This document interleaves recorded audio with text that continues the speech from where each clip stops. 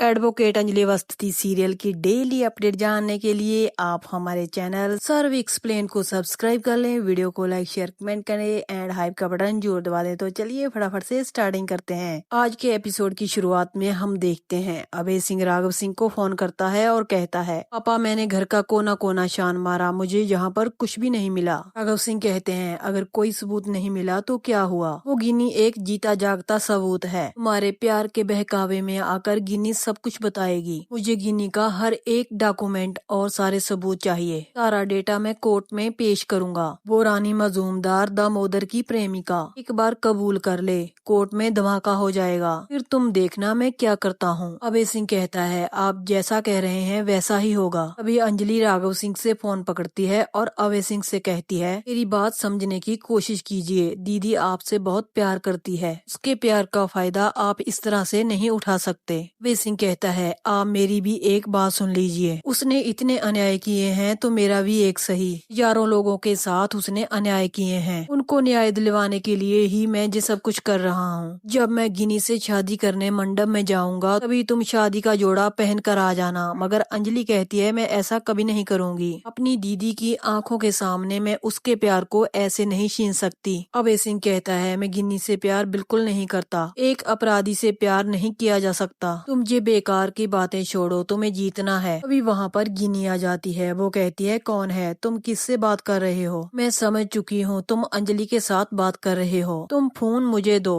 गिनी अभय सिंह से फोन पकड़ती है और अंजलि को कहती है, तुम क्यों बार बार अभय को फोन करती रहती हो? अभय सिंह राजपूत मेरा प्यार है, मुझे पता है तुम्हें जलन हो रही है, तुम मुझसे छीनना चाहती हो। गिनी कहती है, एक बात और, तुम मेरी शादी में जरूर आना, हम खूब धूमधाम से शादी कर रहे हैं, तुम मेरे पापा को भी साथ लेकर आना। तुम्हें तो पता है ना मेरा गृह प्रवेश भी होगा, लेकिन तुम उस गृह प्रवेश में नहीं रहोगी क्योंकि तुम तो एक विधवा हो। ये कहकर गिनी फोन काट देती है, मगर अंजलि के ये बात दिल पर लग जाती है। अंजलि रोने लग जाती है। राघव सिंह कहते हैं, क्या कह रही थी वो, क्या फिर से इंसल्ट कर रही थी तुम्हारी? अंजलि कहती है, कुछ नहीं पापा, आप बेफिक्र होकर कोर्ट में जाइए। राघव सिंह वहाँ से जाने लगते हैं। तभी अंजलि उनको रुकने के लिए कहती है और राघव सिंह के टीका लगाती है और कहती है कि आपकी यात्रा शुभ हो, इस लड़ाई में जीत आपकी ही हो। राघव सिंह अंजलि के सर पर हाथ रखते हैं, उसको आशीर्वाद देते हैं और वहाँ से चले जाते हैं। तभी अंजलि के पास प्रदीप और स्टेफनी भैया आते हैं। अंजलि उनको कहती है, क्या हुआ भैया? प्रदीप कहता है, ये बहुत ही गरीब घर की लड़की है, के साथ कुछ लड़के रास्ते में छेड़खानी कर रहे थे। प्रदीप कहता है, उस रास्ते से लड़कियों का चलना बहुत ही मुश्किल है, खास करके लड़कियों की कोई सेफ्टी नहीं है। जिस तरह से वो लोग बदतमीजी करते हैं और गंदी गंदी बातें करते हैं, यहाँ तक कि इज्जत पर हाथ डालते हैं। वो लोग कहते हैं, अंजलि तू कुछ कर। अंजलि उनको कहती है, लेकिन ये सब किया किसने है? प्रदीप कहता है, वो जो पीछे वाली जगह है वहाँ पर उनकी दारू की भट्टी है, वहाँ पर सज धज कर बाइक लेकर बैठे रहते हैं। के खिलाफ बहुत बार कंप्लेंट भी किया, मगर कोई भी सुनवाई नहीं हुई क्योंकि धर्मराज के पालतू गुंडे हैं वो लोग। अंजलि ये सुनकर हैरान हो जाती है। अंजलि कहती है, जनता पर कोई भी अत्याचार नहीं हो सकता।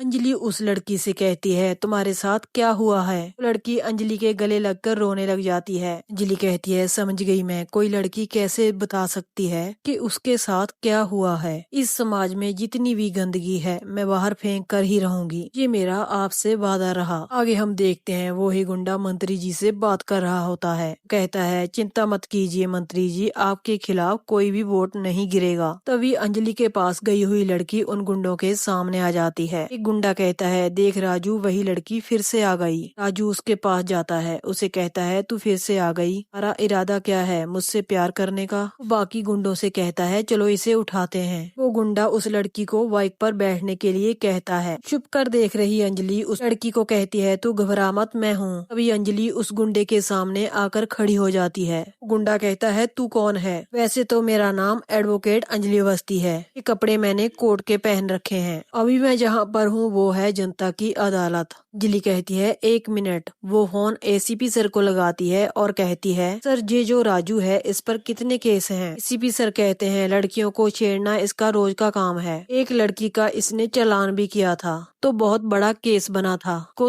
3 साल की सजा हुई थी। अब तो ये बरी हो गया क्योंकि इसके पीछे धर्मराज आहूजा का हाथ था। लड़कियों के साथ रेप और मर्डर का केस भी इसके ऊपर है। तभी अंजलि सेक्शन गिनाने लग जाती है। वो कहती है इस पर बहुत सारी धाराएं लगती हैं। एसीपी सर फोन काट देते हैं। अंजलि कहती है इतने सारे सेक्शन मिलाकर तो सजाए मौत होनी चाहिए तुझे। गुंडा कहता है तू कब से बकबक किए जा रही है, तुम्हें पता है मैं कौन हूँ, मेरे पीछे किसका हाथ है। अंजलि कहती है फिलहाल तेरे पीछे जनता है, तेरा तू पीछे मुड़कर देख। तभी बस्ती वाले लाठी डंडे लेकर आ जाते हैं। वो गुंडा उनको कहता है सब निकलो वरना आज यहाँ पर गोली चलेगी। वो गुंडा अपना रिवॉल्वर निकालता है और अंजलि की कनपटी पर रख लेता है और कहता है वकील साहबा आप ही हो जो मंत्री जी के खिलाफ इलेक्शन लड़ रही हो। अंजलि कहती है हाँ तेरे बाप के खिलाफ मैं ही लड़ रही हूँ। पहले ये जान लेते हैं इस लड़की के साथ छेड़खानी करने के लिए जनता का क्या फैसला है। अभी बस्ती वाले सजाए मौत मांगते हैं। प्रदीप कहता है इसको इतना मारो ताकि ये अपनी टांगों पर खड़ा ना हो पाए। उस राजू के हाथ से अंजलि रिवॉल्वर छीन लेती है और कहती है जितना क्राइम बढ़ रहा है मैं इस खिलौने को चलाना सीख गई हूँ। अंजलि एसीपी सर को फोन लगाती है और कहती है कि आ जाइए। तो कानून की अदालत में फैसला नहीं हुआ वो आज जनता की अदालत में हो जाएगा। एसीपी सर कहते हैं मैं अभी आ रहा हूँ। अंजलि उस गुंडे को पीटना शुरू कर देती है। अंजलि कहती है बाकी का काम पब्लिक करेगी। वो सबको कहती है कि इन गुंडों के हाथ पैर तोड़ दो ताकि ये लोग पूरी जिंदगी किसी लड़की के साथ छेड़खानी न कर पाएं। सब लोग उन गुंडों को पीटने लग जाते हैं। तभी एसीपी सर भी आ जाते हैं। वो अंजलि से कहते हैं क्या सिचुएशन है। अंजलि कहती है इनको सजा तो मिल चुकी है, इन्हें अब लॉकअप की जरूरत नहीं है, इन्हें तो बेड की जरूरत है हॉस्पिटल में। ले जाइए सर इन्हें, ये धर्मराज आहूजा के पालतू कुत्ते हैं। सीपी सर कहते हैं अग्निशिखा ऑल द बेस्ट, जनता आपके साथ है। तभी बस्ती वाले अंजलि अवस्थी जिंदाबाद का नारा लगाने लग जाते हैं। आगे हम देखते हैं वेद को किसी का फोन आता है। वेद उनको कहता है कि मैं जल्द से जल्द आ रहा हूँ। वेद घर पहुँच जाता है। तभी उनके सामने प्रताप और सोनल आ जाते हैं। वेद कहता है क्या हुआ, क्यों बुलाया है मुझे जहाँ पर, क्या कोई प्रॉब्लम है। प्रताप कहता है अभी तो कोई प्रॉब्लम नहीं है मगर आगे जाकर हो सकती है, इस बारे में हम कुछ नहीं बोलेंगे। वेद कहता है तो फिर कौन बोलेगा। सोनल कहती है पीछे मुड़िए और खुद ही देख लीजिए। वेद जब पीछे मुड़ता है तो मंत्री को देखता है। मंत्री कहता है हमने सब कुछ सुना, हमें बहुत बुरा लगा। वेद कहता है क्या सुना आपने। मंत्री कहता है जही के तुम्हारी माँ एक बार घर छोड़कर किसी और मर्द के साथ भाग गई थी। वेद ये सुनते ही मंत्री का गिरेबान पकड़ लेता है और कहता है जवान संभाल कर बात कीजिए, अगर मेरी माँ के बारे में एक शब्द भी गलत बोला